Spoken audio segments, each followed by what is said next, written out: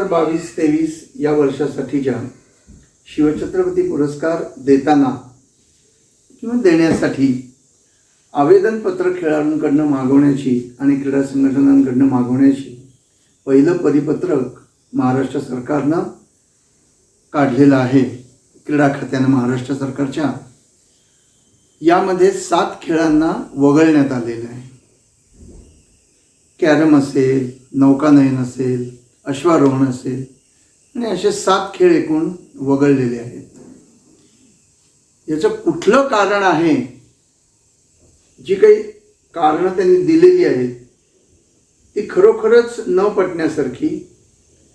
क्रीडा प्रकार एकदा महाराष्ट्र सरकारने किंवा कुठल्याही सरकारने ती आत्मसात केल्यावर, ती ॲक्सेप्ट केल्यानंतर त्याच्यासाठी पुरस्कार देण्यासाठी, एखाद्या राज्य पातळीवर खेळण्यासाठी, एखाद्या मिनी ऑलिम्पिक किंवा राज्य स्पर्धेसाठी ते उपयोगात नाहीत किंवा ते एलिजिबल नाहीत असं जाहीर कुठल्या आधारावर केलं जातं आणि हे कुठल्या धोरणात बसतं हे आजपर्यंत आम्हाला कळलेलं नाही. मी स्वतः अर्जुन पुरस्कार विजेता आहे, शिवछत्रपती पुरस्कार विजेता खेळाडू आहे आणि दादोजी कोंडदेव पुरस्कार हा राज्याचा सर्वोत्कृष्ट मार्गदर्शकासाठी दिला जाणारा पुरस्कारही मला मिळालेला आहे. पण आज तागायत गेल्या 50 ते 55 वर्ष या क्रीडा क्षेत्रात मी काम करत असताना राज्याचं क्रीडा धोरण कसं असावं या बाबतीत विविध वेळा काही सूचना दिलेल्या असताना त्या सूचनांपैकी कुठल्याही धोरणाचा किंवा कुठल्याही सूचनेचा याच्यात विचार तर केला गेलेला नाहीच आहे. पण ज्या संघटना अतिशय चांगलं काम करतात त्या संघटनांना या क्रीडा पुरस्कारातनं किंवा क्रीडा पुरस्काराच्या एलिजिबिलिटीमधनं का वगळावं याचं कारण आज तागायत मला कळलेलं नाही. 1985 साली एक असाच तुघलकी निर्णय केंद्र सरकारने घेऊन जे खेळ राष्ट्रकुल स्पर्धेत, एशियन गेममध्ये खेळतात आणि ऑलिम्पिकमध्ये खेळतात अशा खेळांनाच फक्त अर्जुन पुरस्कार दिला जाईल असं समजून कबड्डी आणि खो खो या आपल्या अस्सल भारतीय खेळांना त्याच्या बाहेर केलं गेलं आणि त्याचे परिणाम आजही खो खो आणि कबड्डी दोन्ही खेळ भोगत आहेत. जर तुम्ही अशा खेळांना बाहेर काढलं तर पालकांना किंवा शिक्षकांना किंवा शाळेतल्या विद्यार्थ्यांना ह्या क्रीडा संघटना कुठल्या आधारावर सांगणार की तुम्ही खेळा, हा आमचा खेळ खेळा? या क्रीडा प्रकारांना बाहेर काढताना एक प्रमुख कारण दिलं गेलेलं आहे की गाव पातळीपर्यंत या खेळांचा प्रचार आणि प्रसार झालेला नाही. जर या खेळांचा प्रचार आणि प्रसार करायचा असेल तर गव्हर्नमेंटनी किंवा सरकारनी आणि सरकारच्या पातळीवरील संघटनांनी याला जास्तीत जास्त उत्तेजन दिलं पाहिजे. हे उत्तेजन क्रीडा संघटना त्या क्रीडा संघटना त्या खेळांसाठी करतातच आहे.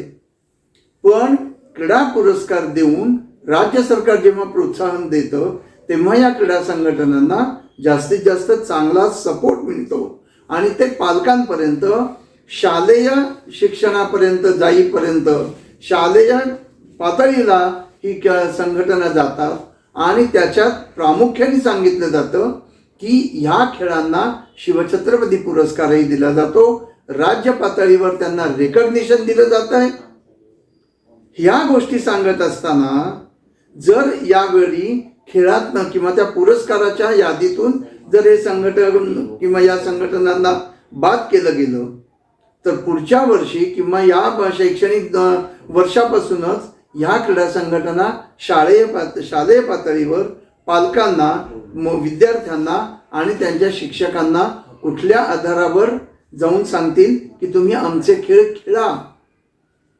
कुठल्या पद्धतीने ह्या क्रीडा स्पर्धांचा किंवा क्रीडा प्रकारांचा प्रचार आणि प्रसार होणार आहे या गोष्टी कळत नाही.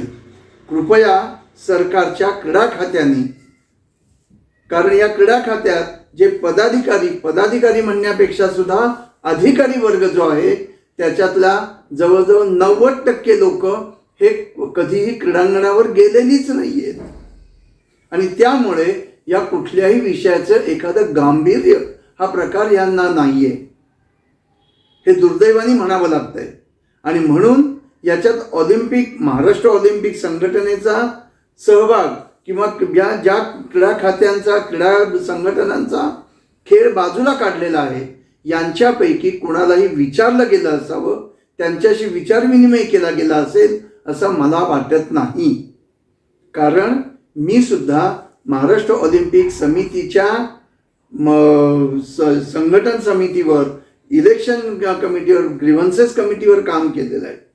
शिवछत्रपती पुरस्काराच्या ग्रीव्हन्सेस कमिटीवर मी काम केलेलं आहे.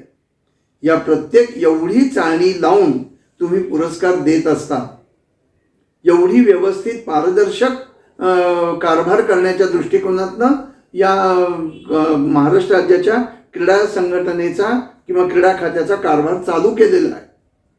असं असताना कुणालाही विश्वासात न घेता एकदम ह्या 7 खेळांना बंदी घालणं किंवा या 7 खेळांना पुरस्कारापासून वंचित ठेवणं हे योग्य होणार नाही.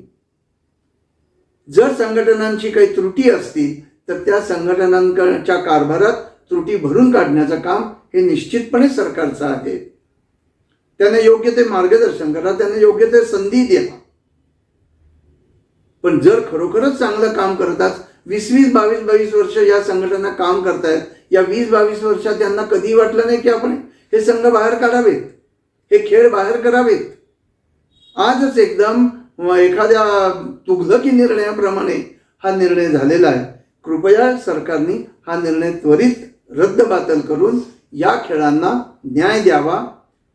कारण ऑलिम्पिक, दुसरं कारण त्याच्यात ऑलिम्पिक संघटनेचं पण आहे.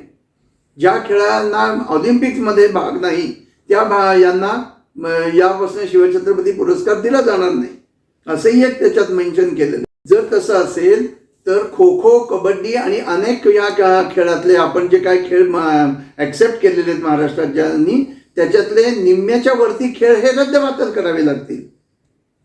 तर कृपया पुन्हा विचार सरकारने करावा, क्रीडा खात्याने करावा. आणि मी या क्रीडा खात्याचे मंत्री श्रीयुत बनसोडे साहेब यांना विनंती करतो आहे, महाराष्ट्र ऑलिम्पिक असोसिएशनचे अध्यक्ष आणि महाराष्ट्र राज्याचे उपमुख्यमंत्री अजितदादा पवार यांनाही वैयक्तिक विनंती करतो आहे आणि कृपया हा निर्णय रद्दबातल करून या 7ही खेळांना शिवछत्रपती पुरस्काराच्या यादीमध्ये समावेश करून घ्यावा, एवढी विनंती. धन्यवाद.